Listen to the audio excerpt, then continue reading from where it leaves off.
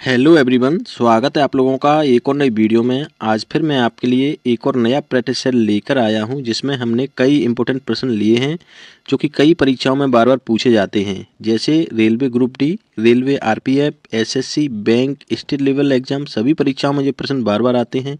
Simple तरीके से हम समझने वाले हैं और इस वीडियो में हमने 3 सब्जेक्टों को लिया है, जनरल नॉलेज, जनरल साइंस और रीजनिंग। ठीक है, तीनों सब्जेक्ट के क्वेश्चनों को हम सिंपल तरीके से समझने वाले हैं। बिना देर करते हुए वीडियो शुरू करते हैं। सबसे पहला क्वेश्चन देखते हैं। पहला, वायुमंडल में कौन सी गैस की मात्रा अधिक होती है? ठीक है, यानी जो एटमॉस्फेयर होता है, वायुमंडल होती है, उसमें कौन सी गैस का जो परसेंटेज है वो अधिक होता है? ठीक है, option A oxygen, option B hydrogen, option C nitrogen, option D CO2। तो राइट आंसर होगा ऑप्शन सी। ठीक है, वायुमंडल में जो नाइट्रोजन होता है वो 78% होता है, याद रखना। ठीक है, नेक्स्ट अगला क्वेश्चन है, कौन विद्युत धारा का सबसे अच्छा चालक होता है? ठीक है, निम्न में से आपको बताना है कौन विद्युत धारा का सबसे अच्छा चालक होता है। ऑप्शन ए तांबा, ऑप्शन बी लोहा, ऑप्शन सी हीरा, ऑप्शन डी चांदी। राइट आंसर होगा ऑप्शन डी चांदी। ठीक है, चांदी विद्युत धारा की सबसे अच्छी चालक होती है, याद रखना। वेरी वेरी इंपॉर्टेंट प्रश्न है, कई परीक्षाओं में आया है। ठीक है, नेक्स्ट अगला क्वेश्चन है, मानव शरीर में रक्त को कौन साफ करता है? ठीक है, रक्त को साफ करने का मतलब होता है रक्त का छनना। तो मानव शरीर में रक्त कहाँ पर छनता है या साफ होता है? ऑप्शन ए वृक्क, वृक्क यानी kidney, option B liver, option C हृदय यानी हार्ट, ऑप्शन डी फेफड़े यानी लंग्स। तो राइट आंसर होगा ऑप्शन ए वृक्क यानी किडनी। ठीक है, किडनी में क्या होता है? रक्त छनता है। छनने से जो अशुद्धियां हैं, जो इम्प्योरिटी हैं, वो उस बॉडी से बाहर निकल जाती हैं। ठीक है, तो बॉडी में रक्त को कौन साफ करता है? वृक्क यानी किडनी, याद रखना। नेक्स्ट अगला प्रश्न है, भोजन की ऊर्जा को किस में मापते हैं? यानी जो भोजन होता है वो हमें ऊर्जा देता है, उस ऊर्जा को किस में मापते हैं? क्या उसकी इकाई होती है? Option A joule, option B kelvin, option C calorie, option D Celsius. Right answer होगा ऑप्शन सी कैलोरी। ठीक है, भोजन से जो प्राप्त ऊर्जा होती है उसको हम कैलोरी में मापते हैं, याद रखना। नेक्स्ट अगला प्रश्न है, भोजन का पाचन मुख्यतः किस अंग के द्वारा होता है? यानी जो भोजन होता है उसका पाचन यानी डाइजेशन कौन से अंग के द्वारा होता है?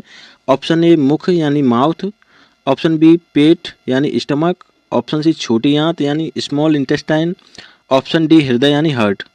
तो राइट आंसर होगा ऑप्शन सी छोटी आंत यानी स्मॉल इंटेस्टाइन। भोजन का जो पाचन होता है जो कि छोटी आंत यानी स्मॉल इंटेस्टाइन के द्वारा होता है, याद रखना। नेक्स्ट अगला प्रश्न है, ऑक्सीजन की खोज किसने की थी? ठीक है, जो ऑक्सीजन होती है उसकी खोज किसने की थी? Option A Louis Pasteur, option B Rutherford, option C Priestley, option D अरस्तु। राइट आंसर है ऑप्शन सी प्रेस्टले। ठीक है, ऑक्सीजन की खोज प्रेस्टले के द्वारा की गई थी। ठीक है, नेक्स्ट अगला क्वेश्चन है, निम्न में से किसका उपयोग पानी को शुद्ध करने के लिए करते हैं? ठीक है, पानी को शुद्ध करने के लिए किसका उपयोग करते हैं? Option A fluorine, option B chlorine, option C oxygen, option D nitrogen. तो राइट आंसर होगा ऑप्शन बी क्लोरीन। ठीक है, पानी को शुद्ध करने के लिए क्लोरीन का उपयोग करते हैं।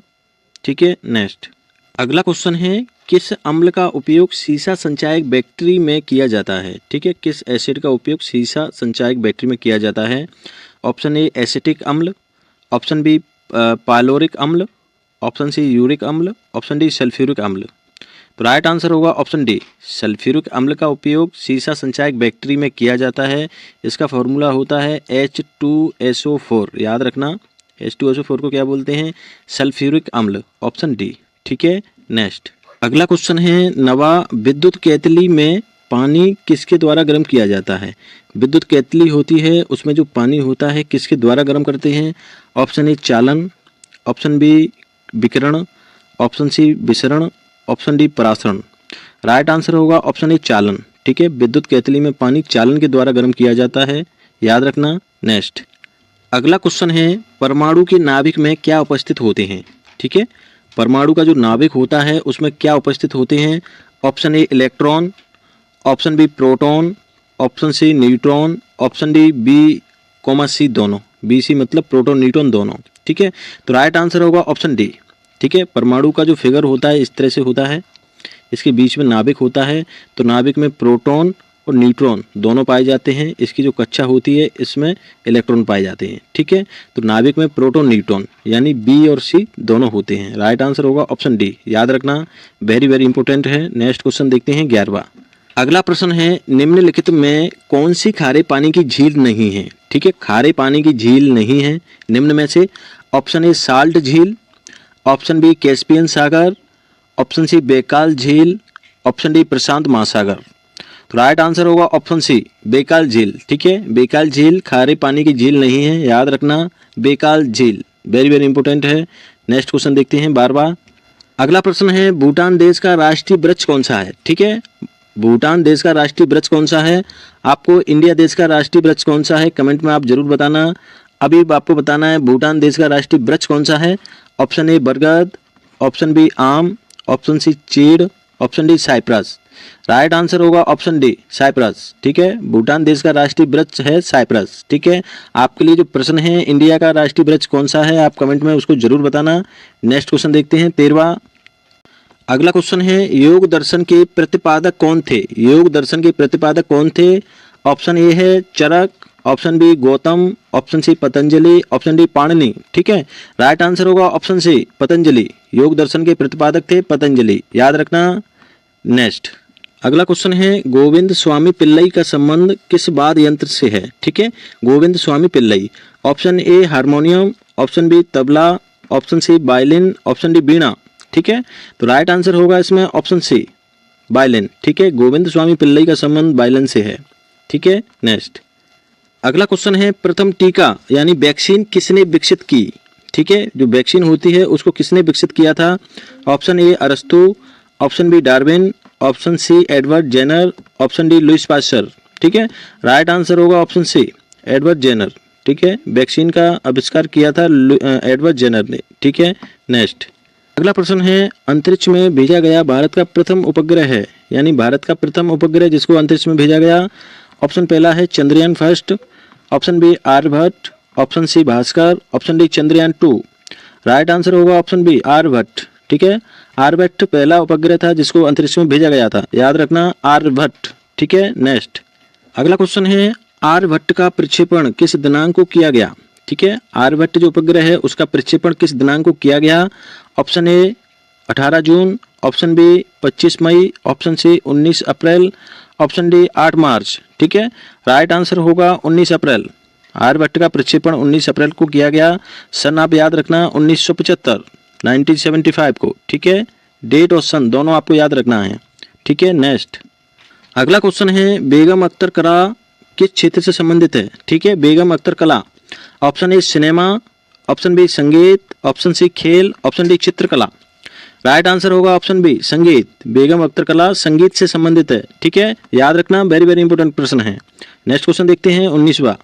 अगला प्रश्न है, छोटा नागपुर पठार की सबसे ऊंची पर्वत चोटी कौन सी है? छोटा नागपुर पठार की सबसे ऊंची पर्वत चोटी आपको बताना है।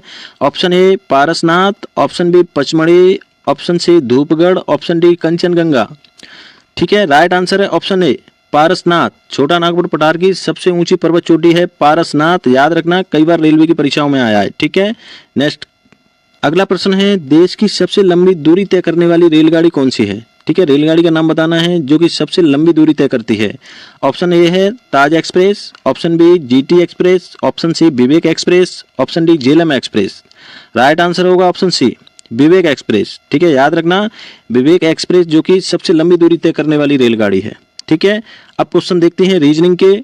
सबसे पहला प्रश्न है, राजीव दक्षिण दिशा की ओर चल रहा है, वह 2 बार बाईं ओर मुड़ता है और फिर दाईं ओर मुड़ता है, अब उसके सम्मुख कौन सी दिशा है? ठीक है, दिशा संबंधी जो चैप्टर है उससे लिया है।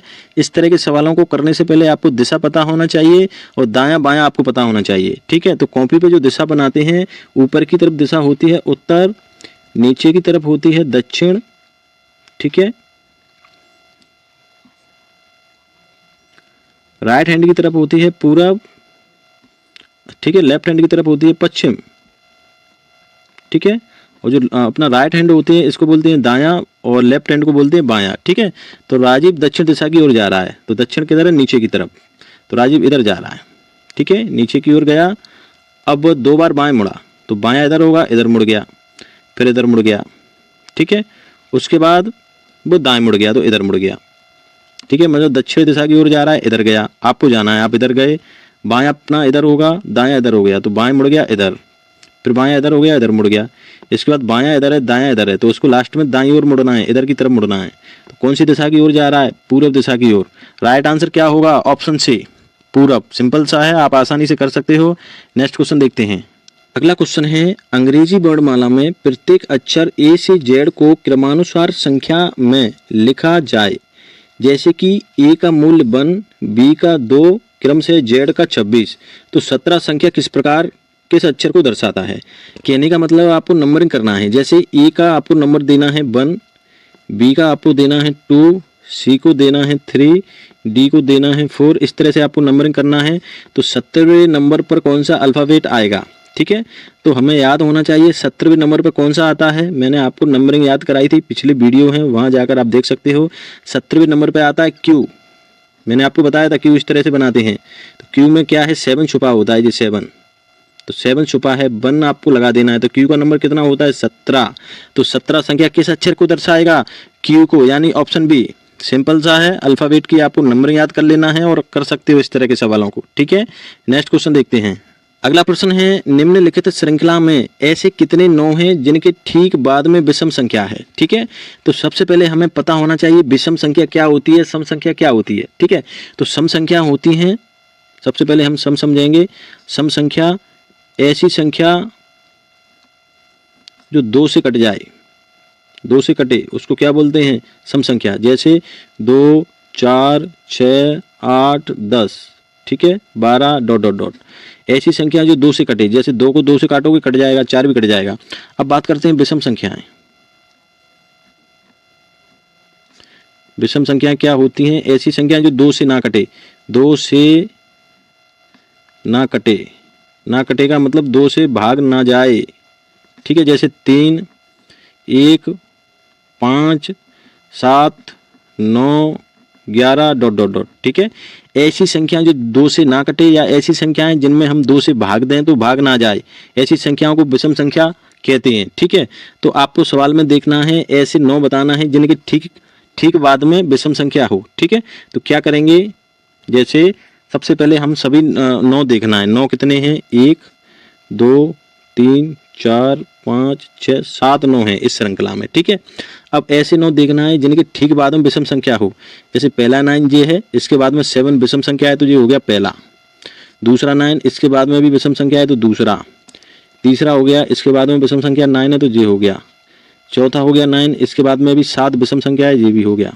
ठीक है, फिर 9 के बाद में 8 जो कि सम संख्या है। ठीक है, क्या है? सम, तो इसको हम काउंट नहीं करेंगे, हमें देखना है विषम संख्या वाला। 9 हो गया, 9 के बाद 1 है तो ये विषम संख्या है, तो इसको भी ले लेंगे। फिर एक 9 ये वाला है तो इसके बाद में 2 क्या है? सम संख्या है, तो इसको भी नहीं लेंगे। तो टोटल कितने 9 हैं जिनके बाद में विषम संख्या है? 1, 2, 3, 4, 5। कितने? 5। तो राइट आंसर क्या होगा? Option D, 5। ठीक है, ऐसे 9 देखने हैं जिनके बाद में विषम संख्या हो, और विषम संख्या होती है जो 2 से ना कटे, और जो 2 से कट जाए वो होती है सम संख्या। सिंपल सा है, कुछ है नहीं। नेक्स्ट क्वेश्चन देखते हैं। अगला प्रश्न है, एक परिवार घूमने निकला, पुत्री अपने पिता से आगे चली। ठीक है, पुत्र अपनी माता से पीछे चल रहा था और पिता से आगे, सबसे पीछे कौन था? ठीक है, सिंपल सा है, कुछ नहीं है। जैसे हम करते हैं, एक परिवार घूमने निकला, पुत्री अपने पिता से आगे है, तो पुत्री ऊपर बनाइए आप, पुत्री। ठीक है, किससे आगे है? पिता से, पिता हो गया जी। ठीक है, पिता। ठीक है, ये हो गया। ठीक है, पहली लाइन अपनी निपट गई, पुत्री अपनी पिता से आगे है। ठीक है, पुत्र अपनी माता से पीछे चल रहा था, पिता से आगे मतलब पिता है, पिता से आगे पुत्र चल रहा है। ठीक है, लेकिन पुत्र माता से पीछे चल रहा है तो माता और आगे होगी, जैसा वो कहे वैसा हमें करते जाना है। ठीक है, पुत्र क्या है? पिता से आगे है लेकिन माता से पीछे है। ठीक है, आपको बताना है सबसे पीछे कौन था, तो सबसे नीचे किसका डंडा है? पिता का, ये वाला। ठीक है, सबसे पीछे कौन था? पिता। Option B. सिंपल सा है, कुछ नहीं है, थोड़ा सा दिमाग लगाओगे आप कर सकते हो, रीजनिंग में कुछ होता नहीं है। ठीक है, नेक्स्ट क्वेश्चन देखते हैं। अगला प्रश्न है जिसमें आपको श्रृंखला दी है 1, 4, 9, 16, 25 ... यहाँ पर कौन सी संख्या आएगी आपको बताना है। तो यहाँ पर 1 है, यहाँ पर 4 है, यानी कितना प्लस हुआ है? 3। 4 प्लस, फिर यहाँ पर 9 है तो +5 हुआ है। 9, फिर यहाँ पर 16 है तो +7, ठीक है। 16 के बाद यहाँ पर 25 है तो कितना हुआ है +9। तो अगला अंक क्या आएगा +11। जैसे 3 2 5 और 2 7 और 2 9, 9 के बाद 2 जोड़ेंगे तो 11, तो 25 में 11 जोड़ देंगे तो कितना आ जाएगा, +11 करेंगे तो 36। 36 आपको किसी ऑप्शन में दिख रहा है, ऑप्शन बी 36, ठीक है। कुछ नहीं है, आप जोड़ के देख लो। जैसे 3 जोड़ा है, फिर 5 जोड़ा है, फिर 7 जोड़ा है, फिर 9, अगली संख्या जोड़ेंगे 11, तो 25 में 11 जोड़ा तो 36 आ गया। 36 यानी ऑप्शन बी। सिंपल सा है, आप वर्ग करके भी कर सकते हो। ए का वर्ग होता है 1, यहाँ पे 4 है यानी 2 का वर्ग, ठीक है 4। अगला संख्या 3 का वर्ग 9, फिर 16 यानी 4 का वर्ग 16। अगली संख्या 25 है यानी 5 का वर्ग 25। अब क्या करेंगे 6 का वर्ग, कितना होगा 36। 36 यानी ऑप्शन बी। वर्ग करके भी आप कर सकते हो, जोड़ कर भी आप कर सकते हो, +3 +5 +7 ऐसे करके, ठीक है। फ्रेंड्स, अगर वीडियो पसंद आया हो प्लीज़ चैनल सब्सक्राइब करना, वीडियो को लाइक कमेंट जरूर किया करो। Thank you.